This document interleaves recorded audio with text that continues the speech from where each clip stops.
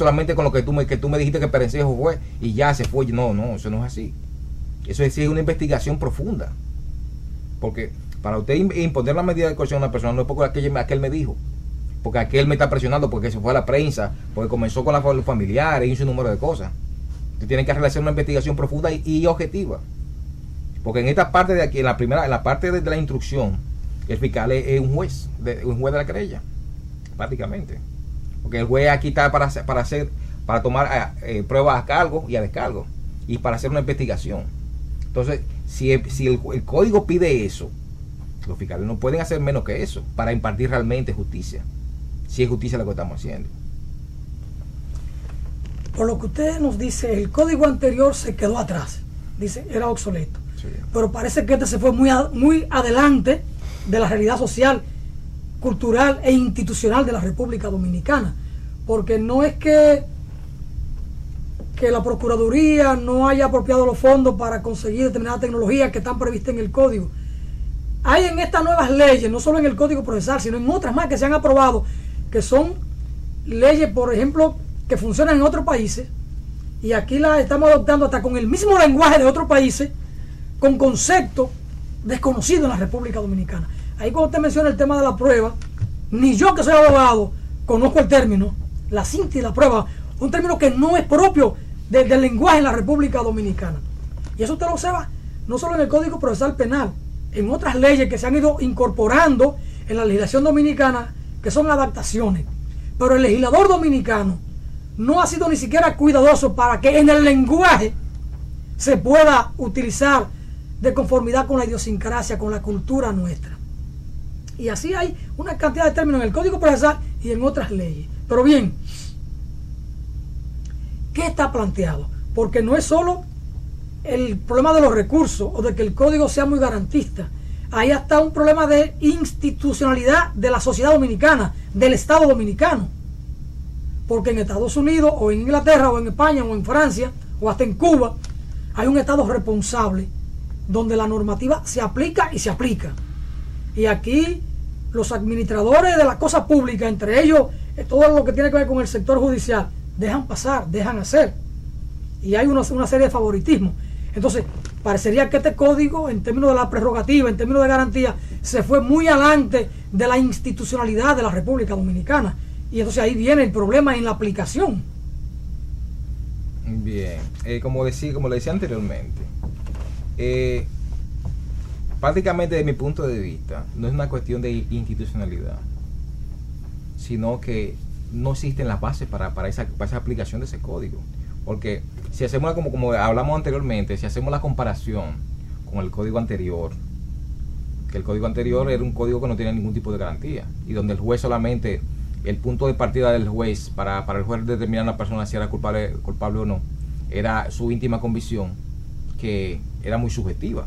La íntima convicción era muy subjetiva, que por ejemplo si a usted le caiga mal al juez, o el juez lo veía muy feo, o Perencejo le dijo al juez que o que le diga que inculpe a esa persona, que lo incrimine, ya el juez lo hacía eso, y estaba dentro de su íntima convicción. Usted no puede decirle que no, que sí ni no, porque eso era su íntima convicción. Es decir, que era algo muy, muy subjetivo. Entonces ahora los jueces no pueden fundamentarse en íntima convicción. Los jueces tienen que fallar en base a la prueba que se le presente, y esa prueba tiene que ser adquirida de forma lícita. Entonces, ¿qué sucede? Eso exige, como le especificaba anteriormente, una exhaustiva y objetiva investigación de las autoridades. De que quizá en cierto caso no se haya aplicado para determinado tipo de personas. Eso, como estamos hablando, un código nuevo que está implementando en Iberoamérica, en todos los países latinoamericanos, que no solamente aquí ha tenido ese tipo de auge, es decir, en otros países también ha tenido ese tipo de auge, donde también las cárceles también están llenas por una mala aplicación del código. Porque esto no es un código como era el anterior, inquisitivo. Este es un código, por ejemplo, un código que tiene en su interior muchas perspectivas estratégicas, prácticamente un código estratégico, que no es igual que un inquisitivo. Inquisitivo era como hablábamos, como era la Iglesia Católica en el anterior, que porque usted diga cualquier palabrita que no estaba de acuerdo con su principio, con lo que yo entendía que era correcto, a usted lo mandaban y lo quemaban. En la hoguera. Máximo. Hay pocos minutos para eso. Pero fíjese, si bien es cierto que usted ha interpretado que el código actual Iberoamérica no es inquisitorio, pero no menos cierto, Máximo, que todavía existe la vieja aplicación inquisitoria del código que estaba obsoleto. Porque mira, los jueces no tenían la investigación, los jueces tenían el cargo de la investigación a través de un secretario que investigaba y la misma policía tráncalo y luego después hablábamos. Llevaban gente hasta la victoria sin haber pasado por mano de un juez. Pero ¿por qué hacían esto? Porque tenían toda la libertad. Sin embargo, actualmente la administración de justicia, o sea, la investigación, está en la mano de los magistrados fiscales. Pero, sin embargo, vemos que en muchas de las ocasiones los fiscales no investigan, sino es la misma policía, el mismo hombre inquisitorio que investiga y va donde el fiscal y trae una prueba, a veces que son pruebas lastimadas, golpeadas, que lo que dice el 166, que son pruebas envenenadas, o sea, entonces, y eso a veces se aprueba a veces con testigos que no son ni testigos. ¿Usted no cree que es un problema de la idiosincrasia de la sociedad y no es del código? Bien, lo que tiene que ver con la inactividad de algunas personas, de algunos fiscales, ya sea por H o R, porque quizás no tengan el tiempo y la herramienta suficiente para realizar una investigación profunda. Hay veces que se dan, es decir, hay veces que existe la logística necesaria para eso, pero lamentablemente no existe la logística necesaria para un fiscal realizar una buena investigación. Y esto lo digo de forma responsable, porque yo particularmente en los casos, cuando yo estaba en el departamento investigativo, yo sí he llevado muchos casos fuertes, el caso que ha tenido relevancia ante la sociedad, y ha sido trabajándolo día a día, es decir, ha sido trabajándolo día a día, es decir, yo inmiscuido en la investigación bien profundo, es decir, no dejándome llevar solamente lo que dice la policía, porque la policía me trajo esto, no, ya yo voy a continuar a someter a una persona a una medida de coerción. Eso es imposible. Yo me trasladaba al lugar de los hechos a investigar, a verificar, a buscar testigos, a buscar a las personas que estuvieron ahí, a interrogar bien a esa persona para ver que no me estuvieran mintiendo, para realmente iniciar un proceso de forma objetiva. Y lo que le especificaba, para una buena implementación del código, de este código, es necesario invertir, necesariamente. Aquí necesitamos una policía preventiva, que esté con el pueblo. Dígase, digamos, que existan policías en cada sector, que las personas de ese sector tengan los números telefónicos de esa policía, que se realicen anuncios en la televisión dándole a cada sector los números de teléfono de los policías que van a estar ahí con ellos todos los días, patrullando los sectores día por día, noche por noche, para que cualquier cosa que pasa, ellos estén presentes, lo llamen, y como están en el sector, una vez resuelvan. Entonces ahí mismo se colecta la prueba y ahí mismo se resuelve todo. Porque ¿qué pasa? Aquí para la aplicación del código, muchas veces sucede en los casos, como no hay policía en la calle, no hay una persona que verifique, que redacte la prueba, que pueda contactar rápidamente a esas personas que cometieron un hecho, entonces es mucho más difícil conseguir la prueba. Porque, digamos, después que pasa el hecho, que las personas se dan cuenta, llaman a las autoridades, pero ya el infractor no se sabe dónde está. La estructura policial de la República Dominicana es un suprapoder, y no está en la idea de una policía preventiva. Hace año y medio, 2 años, se aprobó en el Congreso un proyecto ahí, un poco en esa dirección, y llegó al Poder Ejecutivo, pero el jefe de la policía se opuso y eso quedó engavetado. Esa es la realidad que tenemos. Máximo, una pregunta y la quiero remitir al aspecto técnico procesal, independientemente de que por ser un hecho que involucra a políticos, tenga ribete político, pero a los fines de esta conversación quiero que lo veamos en el marco técnico procesal.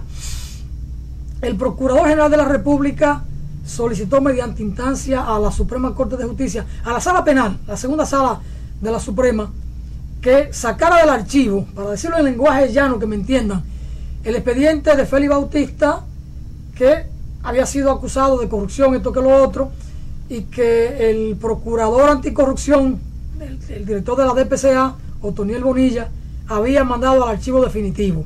Hubo un escarceo con esto, hubo un revuelo de opinión pública. El abogado de Félix Bautista, el doctor Abel Rodríguez del Orbe, un hombre de leyes muy preparado, de larga data, de larga experiencia, adujo que era un paso, una actitud ilegal del Procurador General de la República. La parte técnico-procesal de este caso, la actitud del procurador, el recurso de defensa de Abel Rodríguez del Orbe, no ha sido técnicamente discutido en la opinión pública. Entonces, usted como magistrado, como parte del Ministerio Público, como profesional del derecho, con determinado entrenamiento, con determinado conocimiento especializado en esta parte, ¿qué valoración tiene desde una perspectiva técnico-procesal lo que hizo el Procurador General de la República de hacer la solicitud a la segunda sala de la Suprema Corte de Justicia, que es la Sala Penal, el argumento de Abel Rodríguez del Orbe de catalogar esto como ilegal, y luego entonces la segunda sala penal se declara incompetente y remite la solicitud del magistrado Procurador General de la República al Pleno? Si usted pudiera darle una explicación a este programa y al país en términos técnico-procesal, su visión como profesional. Bien. Bueno, si hablamos específicamente del aspecto legal, esta entidad del Ministerio Público es indivisible, única e indivisible. Es decir, un Ministerio Público representa a la institución cada vez que inicia un proceso. Es decir, entonces, ¿qué ha sucedido en este caso? Bueno, si estuvo apoderada la Suprema Corte de Justicia, eso significa que tuvo un apoderamiento por parte de la Fiscalía, que hubo una investigación y que hubo un procesamiento. Entonces, ¿qué pasa? Si hubo un procesamiento y hubo una decisión de esa institución, me imagino que las decisiones tienen su tiempo para también para prescribir. Entonces, cuando no se apela una decisión en tiempo hábil, entonces ya ahí terminan los plazos y se convierte en irrevocable. Toma el carácter de la cosa irrevocablemente juzgada. Eso es por un lado. Por otro lado, bueno, históricamente no se ha visto, es decir, que esta institución interponga un recurso para ante una institución y él mismo solicite su revocación. Hasta ahora no se ha especificado, nunca se ha visto eso. Y también que el código mismo tampoco lo especifica en ningún sitio, de que después de iniciado un proceso que el Ministerio Público después solicita, entonces ese mismo Ministerio Público esa misma institución pueda solicitar la revocación. Nunca se ha verificado eso. Es decir, que el aspecto legal, lo que establece el código, es decir, no veo que tenga ningún tipo de asidero legal realmente. Bueno, Máximo, parece ser que esa es la película nuestra, la película, un replay. Cuando yo jugaba pelota veía eso.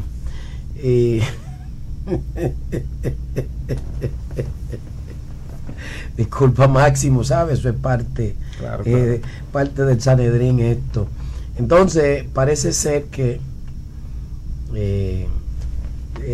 un cambio en el nuevo gobierno siempre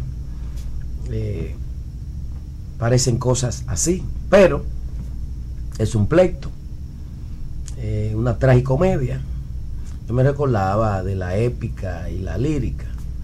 Existe esto. Máximo, ¿por qué los casos complejos se convierten a veces en una pelota caliente para los jueces? En manos de la fiscalía y viene ese roletazo fuerte y el fiscal, que es el investigador, o sea, el fiscal es el shortstop y le deja la bola que cruce y que sea la segunda base que lo pifee. Primero, Máximo, ahí definir qué es un caso complejo. ¿Cuándo un caso es complejo?